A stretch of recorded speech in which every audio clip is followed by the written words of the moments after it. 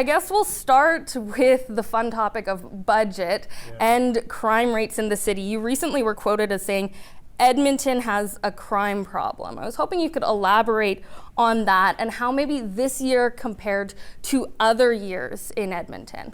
Yeah, I mean, it's interesting, and I'll share some statistics with you here that I actually have some slides on this, but and unfortunately our technical briefing with you guys yesterday didn't work out so well, but so COVID obviously has brought some unique challenges, right? And some things that we've had some folks come in, Kevin Cameron was one of them.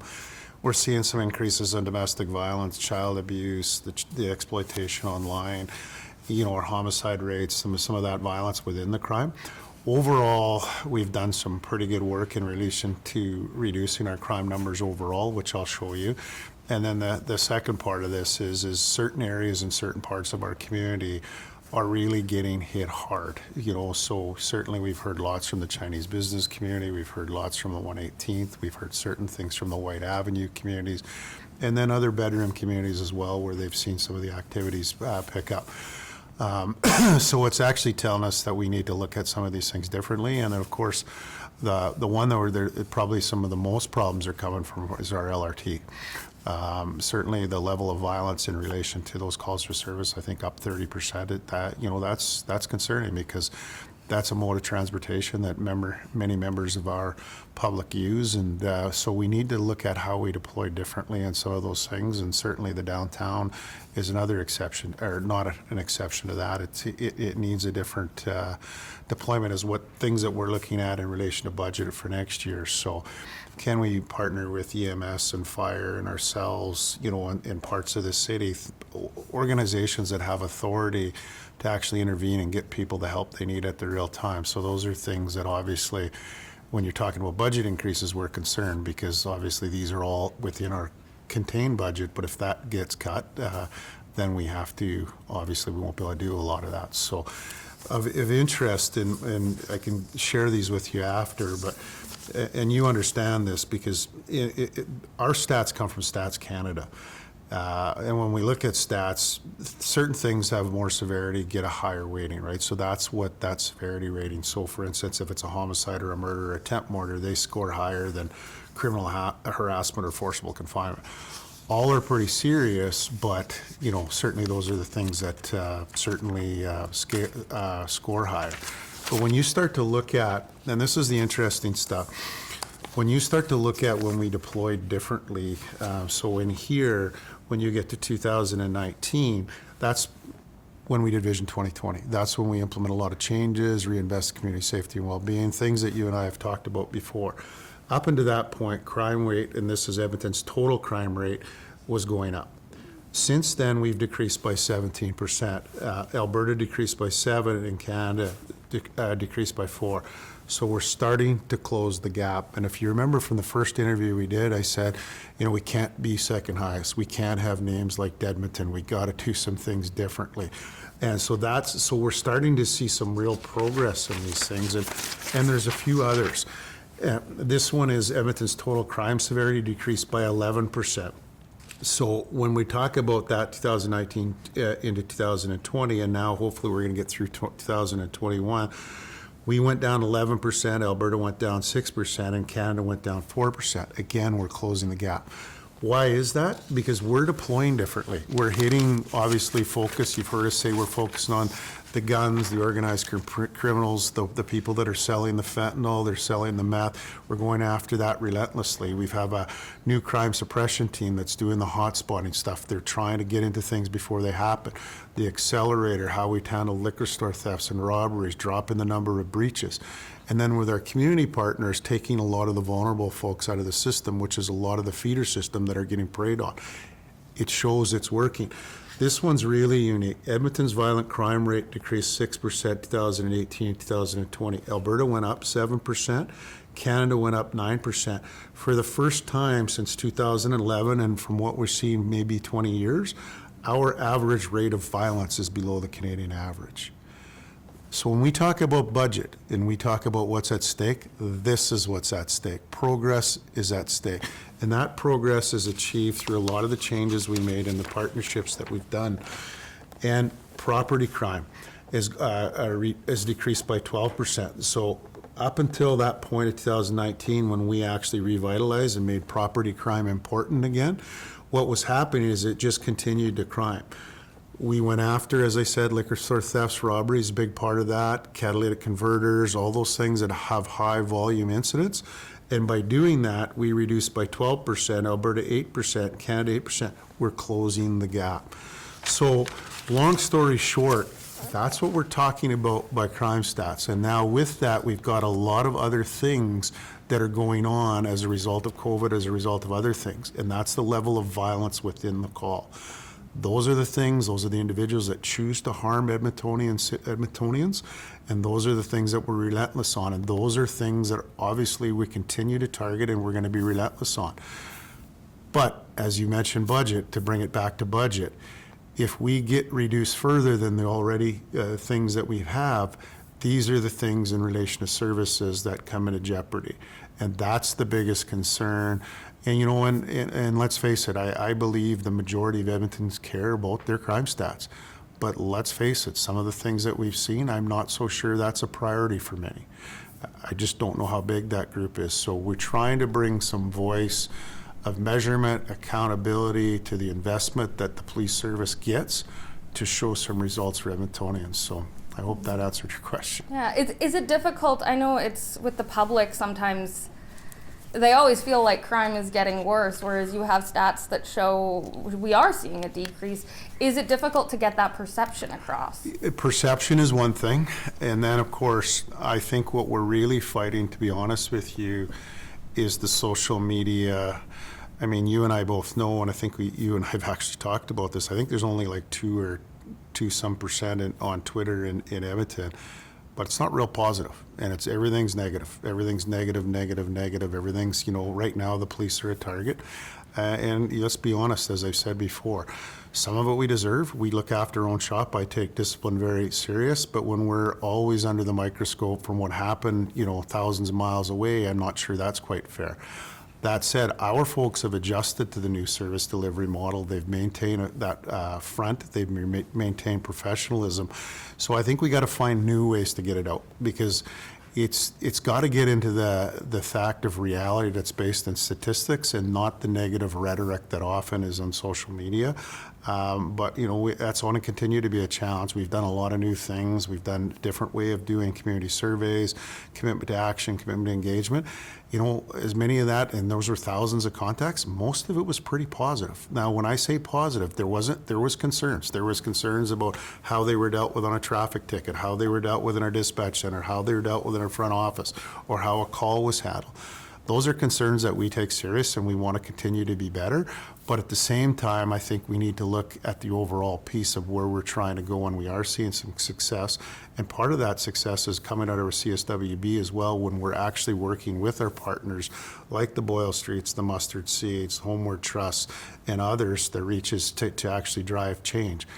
We're in that space. We can't leave that space because we take the calls. Let's be real. We take the calls. And when you're dealing with a meth issue that Edmonton has, safety first. We need to ensure organizations are safe. Our calls for service to assist other agencies are up significantly, but there's a reason we're there, but we don't need to continue to own that. We need to work with our partners to actually reduce the intake of the system, and that's why we're seeing some of the statistics. But all that said, other challenges are coming, and a lot of that COVID-related domestic violence, is our single biggest growing thing. You know, as you've seen the homicide fluctuate, the number of gang-related homicides have increased. That's a concern. You know, gangs infiltrating a lot of our vulnerable and some of our shelters and encampments, not shelters, but encampments, that is a concern. Those are things that, you know, we're not going to back away from, and some people seem to think we should. We can't. That's citizen safety, and that's the people who need our protection the most. Safety is in jeopardy. So it's a long answer, but it's a really complex situation, and that's why it's just nice to be able to sit down and talk with you, and we need to get some of these stories out. Mm-hmm. Now, just with funding, I mean, the taxpayers sometimes looks at it and says, hey, Edmonton's paying one of the highest per capita for policing from our municipal budget, and we hardly see police budgets go down, other than with 2020 with the that conversation. So during this time of economic hardship, where everyone's being asked to do more with less, what do you think the role of police should be in there for the funding? Should there be a freeze? Should there be, what can police do? Well, so for instance, all we've planned on here right now is what's allocated. So we're not asking for more money. So I just want to be very clear. We're just asking for what's approved. And on what was approved, we've already reduced it 11 million, and for those reasons. You know, we aren't the highest per capita for policing. Let's get that correct. That's not correct. But that said, is everybody's looking at policing as being a major percentage of city's budget. But then you look at your essential services, and I think police are one of those essential services, as is fire, as is transit, and a few others. But when you're looking at that, we have never taken a bigger portion of that pie in relation to the City of Edmonton's budget for many, many years. So some would still argue that we need more. We're not saying that either. We're saying we're trying to be innovative, trying to change the way. What I just showed you is a lot of the ways that we're changing right now. But let's be very honest. Edmonton has some serious crime issues, and they have some serious social issues that stagnate development. They're not helping in relation to bringing new business to the city. So without safety, what do you have? So we want to ensure that what we give has value and impact. But I'm just saying, and what I've said is, you've never heard me say this up until this point. We're to that point where if we go further, there's going to be service changes. And some of those service changes are going to be things, and what I've always said is, you know, the first things we need to look at is who else does this work in redundancies. And some of those are transit and traffic. We have, you know, photo enforcement. Can we do less of that and put those areas back in patrol? Well, people aren't going to be happy with that, because those are important to Edmontonians. But, you know, my job isn't to talk about what they should prioritize or shouldn't prioritize. I'm just telling you, as a police chief here, we're getting pretty thin on that line, that it's not going to impact service delivery because of all the hits that we've taken. I think there's 29 million when you add it all up in non-budgeted items. So I'm not so sure I would agree with the statement that we're the highest in the country. Matter of fact, I used to co-chair StatsCan, and they don't measure that anymore, because you have to look at other things. What's the severity of your crime? What's the severity of your safety? What's the severity of your social issues? And I would probably strenuously argue we have some of the most severe in the country. Up until the point of the last few years, I think we've had the second or third highest crime rate in the country for a large city for a long time. Mm-hmm. And that hasn't got addressed, and that's what we're trying to address through our budget dollars. Mm-hmm. How is those, you touched a bit on those partnerships with different agencies in the city. Have those changed over the last year? How have they gone? And is there a moment that you saw the impact of those partnerships that you would want to share? Yeah, the help teams. I mean, the statistics of people coming out of the system have been astronomical. The PAC teams, police and crisis workers as well. And, you know, in relation to the PAC teams and the first ones, you know, us funding Boyle Street and becoming their partner so they don't have to continue to fight with that, so we know we have a consistent partner.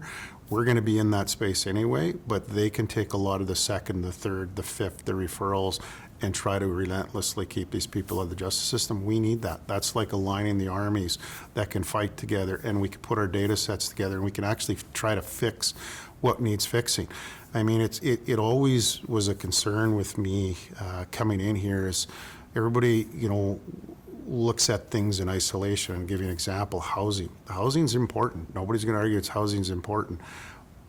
But do we even know where the homeless are coming from? I mean, I've heard up to 80% of them are not from Edmonton. I mean, I think that's pretty important if we're going to bring the right partners and the right players to the table to actually use data. We use data on everything. We have to use data because of StatsCan. So when we start partnering with these agencies and use data together, we actually can get the question right. And if we get the question right, maybe we can get some of the solutions. When we did the money in the system, and I think you've seen that, the money in the system clearly tells you is there's many parts of the system that's underfunded. And a lot of these things aren't the city's responsibility. When it comes to social work, Is that the city's responsibility or is that the province's? And I mean, those are the things I think where there's some real opportunities going forward, and we're going to continue to bring our voice to that because it's critical that they have success, because that's all about putting teams together to keep things safe and reduce crime, and that's what we stand for. Mm-hmm. Now, one of the things that shocked many in Edmonton was a number of hate-motivated attacks or targeted street attacks. It was also, we heard a lot more about police adding that extra layer in the charges when there is that layer of hate. I wanted to talk to you a bit about what you think is going on there, why we're hearing about it, and what's being done to help people and protect people so that they feel safe. Yeah, well, first and foremost, I mean, one crime of hate is too many in 2021. Certainly we've seen an increase. I think it was from 60 to 102 incidents. You know, and I think some of that is the environment we're in, COVID. I mean, certainly on the Asian community, when, you know, the virus came out of China, that was certainly something that people made some bad decisions around. I think some of the things that we've seen with the hijabs in the transit and stuff, some of those were mental health related, but it's unacceptable, right? The province did introduce, you know, an intermediary there to start to coordinate this. We fully support that. We have our own hate crimes unit. We have requested that the federal government look at a stronger law, stronger legislation in this, because as you know right now, it's pretty hard to actually get a charge forward on an actual hate crime. Now, it's a lot easier to get sentencing spoke to on a hate crime issue, and that's what we've been also doing. But all of these are taken seriously. It's unacceptable in today's day and age, and I think the biggest things that we're doing that is trying to build the partnerships with those parts of our community that are seeing this and are exposed to this, that they feel comfortable telling us, and that we can get underneath them and figure out how we get some support. So that's something that has grown. I think it's grown probably all across North America, and actually probably further than that as well. But it's a concern, but it's something that we have to continue to be relentless on. And every one of these are different, so we have to make sure that we don't just try to treat these as a general blanket, and we have to look at them individually, and that's how we're doing it. And we have had some success in this particular area, but again, as you mentioned, this is one of those call types that are going up. That's a concern that we continue to be relentless on. Mm-hmm. And when it comes to the online world, that's where I hear a lot as a reporter, people's frustration that there really aren't protections when there's online harassment that might meet that threshold for hate. Sounds like you've been on Twitter. I'm kidding. You know, this is a problem. This is the world we live in, and this is getting worse for sure. And I know that the federal government is looking at how they can tighten this up and how they actually look at law and legislation. Is it needed? Absolutely. You know, this is one of those investigations that obviously get pretty complex. You know, certainly one of the things that we do focus on online that's a version of this is the child exploitation, and that's gone up. That's gone up significantly, and people probably have more idle times on their hands, and unfortunately some people are doing some things that maybe they haven't done before, and that's unacceptable. So this is an area that's going to continue to develop, that we need to continue to make sure that we're using innovation to be not only cost effective but efficient in how we can pull this stuff in and absolutely get it to a charge. But I think, as you mentioned earlier, this is again going back to things that are coming and the trends that are coming. This is one that's going to continue to grow, and I think the longer COVID does, and you know, the more, let's say, on edge that people are, these are the things where they take it out online, right? And the online bullying is just another faction of that too. It's when you get on social media right now, it's not a place that you'd want your family on, because it's just not very friendly. Mm-hmm. And in Edmonton, there was an adjustment of the street harassment bylaws to include hateful symbols. Is this, I wanted to get your thoughts on this from a policing standpoint, having that tool if someone is walking down the street with a swastika or maybe carrying tiki torches. Yeah, I mean, bylaws are a little bit different, eh? I mean, certainly I think everybody's learning how some of these impact people more than they ever have now, and certain things trigger individuals and they trigger trauma, right? I'm not sure a bylaw is going to change that, bluntly honest. I think we need something stronger than a bylaw. I mean, if it's going to help and we can use it to help, we'll use it. But I don't think that we can think that a bylaw is going to, we've seen that bylaw play out in COVID. How did that go? Not so well, right? So I think it's just something that we're always going to have to be diligent as a community. We need to be aware of this. I mean, at some point we got to say that it's enough is enough. Being honest, if we can lay a criminal charge on some of this stuff, I'd rather lay a criminal charge than I would a bylaw offense, because I'm not sure that's going to get the attention it needs. Mm-hmm. Now, when it comes to COVID as well, lots of the anti-hate networks that I've talked to talk about how there is often an overlap within that protest movement. Not saying everyone who protests COVID bylaws is connected, but there is that overlap. Is that something your police force is watching in Edmonton? Yeah, we always watch. We're really good at protests. Unfortunately, they've grown exponentially. I think we have like 460 of them already this year, up from 180 some. So that tells you the environment we're in. In relation to COVID, I mean, I think that's something that is going to continue. COVID's here to stay for a long time. We're learning to live with it. So I don't think that's anything that has a short-term solution to. And we're always monitoring our protests and trying to ensure that there's the right to protest balanced with, other people's rights as well, and the ability to do their jobs. And some of the things that have been a bit unacceptable, what have gotten better lately, was when the protests from the hospitals were taking place. You've got frontline emergency workers that are working their tails off, much like our frontline police officers, and they're being targeted. That's unacceptable. And so those are things that obviously, we're going to try to intervene as quickly as we can, use all the tools that we can, including some of the provincial amendments.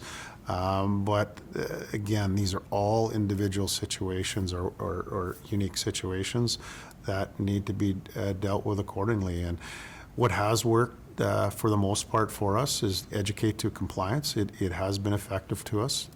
Even when you look at even our own vaccination rates, I think we're at 95% right now.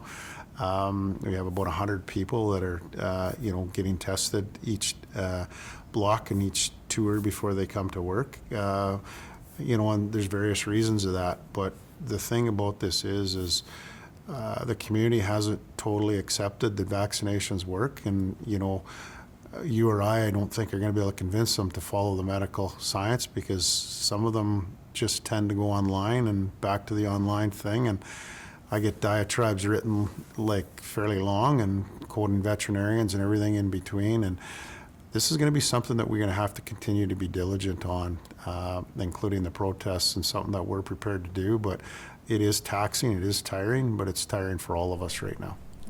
We've heard about police forces across Canada who have, I guess, rogue members who will speak out against the COVID-19 restrictions. We haven't really seen that in Edmonton.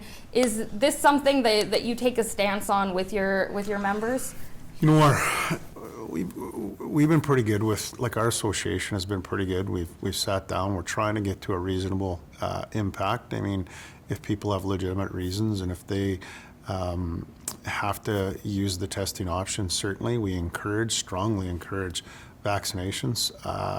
And the fact that we're at 95 point some percent, and in the civilians I think it's 97 and it's 94, and it works out to 95 point some, and only 100 out of our roughly 3,000 staff, we feel it's good. We still hope more will get vaccinated, but not vaccinated as much we think we're in a position where we can protect the public, but vaccinated for their own health, because this is going to be here a while. And I mean, there's new variants coming.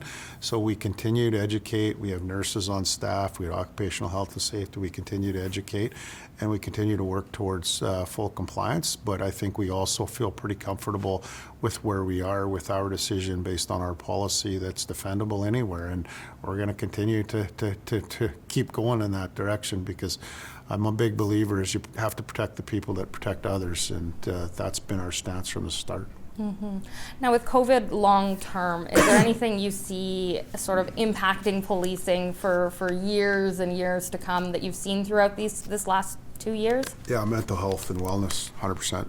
And I think you're going to see that through a lot of our healthcare, and you're going to see that through a lot of our frontline responders, feeling the brunt of the negativity over and over and over and over, and then compound that with the events of Minneapolis.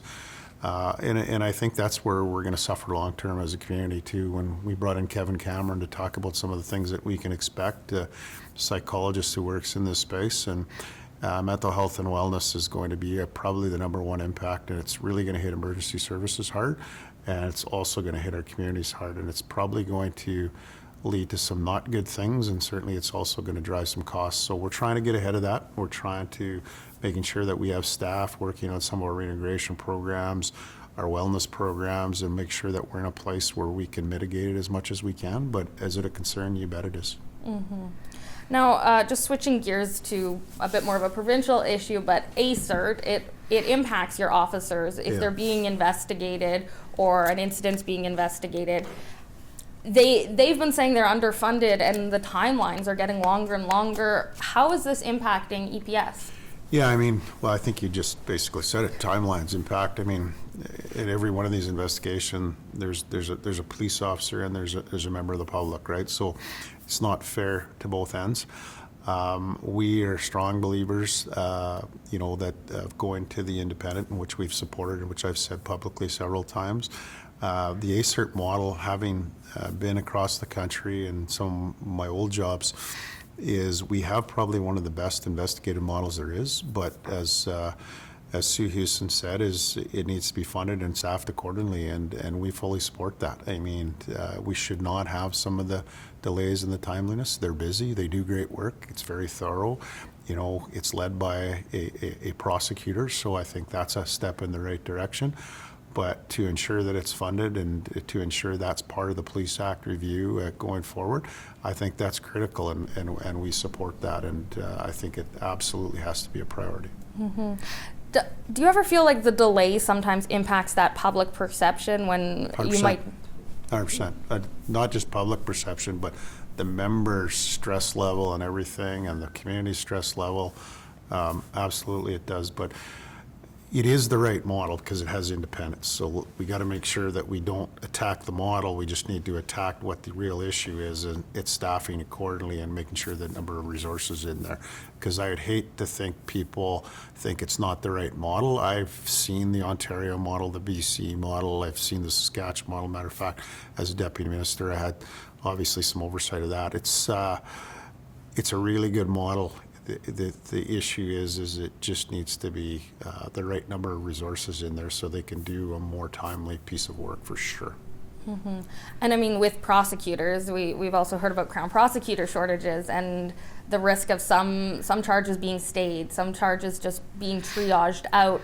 How does this impact policing, knowing, a potentially violent offender might never go through the court system because of delays? Yeah, that's a frontline frustration. I hear it all the time, and certainly we meet now with the head of prosecutors, Kim Gardner, and I meet. We meet at the other levels as well, trying to figure out how we become more effective in relation to this area. What are the things that we shouldn't be putting in the justice system? What are the things that we need to ensure that are going to get through the justice system? So I think this is always going to be a piece of work. It's demand reduction, and I just don't think that this is, a matter of just throwing bodies at something. This is a bit different. This is a bit unique. I think there's ways that we can improve this right across the board, and that's what we're committed to do. So, but is it a frustration sometimes? You bet it is. And we're trying to, as you're seeing in some of our charges, trying to reduce the stuff through community safety and well-being that we don't think should be in the justice system. And our hope is that, obviously we'll help alleviate some of that pipeline to the courts. And I think you've heard me say it lots of times. We need to jail the people we're afraid of and not the ones we're mad at. And we have an ability to sort some of that at the start too.